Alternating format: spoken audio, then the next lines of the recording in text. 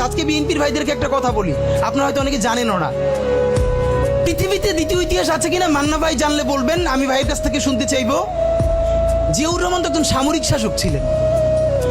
একজন সামরিক শাসক সামরিক ফরমান জারি করে দেশে গণতন্ত্র ফিরাইছে, পৃথিবীতে এই নজির নাই যেটা জিয়াউর রহমান করছেন।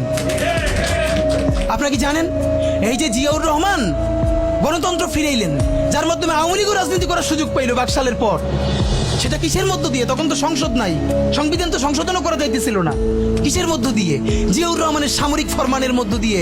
পৃথিবীর একমাত্র একজন সামরিক শাসক যিনি ফিল করলেন না সামরিক পন্থা দিয়ে করা যাবে না, গণতন্ত্রে ফিরতে হবে। এবং দেখেন হাসিনারে এবং আওয়ামী লীগের চরিত্রটাই হইলো এরকম, এর যে একটু ভালোবাসে তার সে হত্যা করে।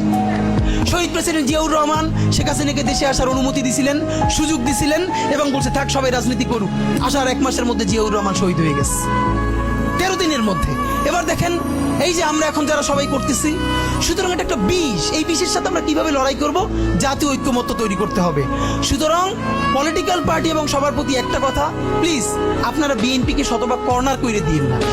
বিএনপি এই আধিপত্যবাদ বিরোধী লড়াইয়ের জন্য আমাদের একটা বড় শক্তি।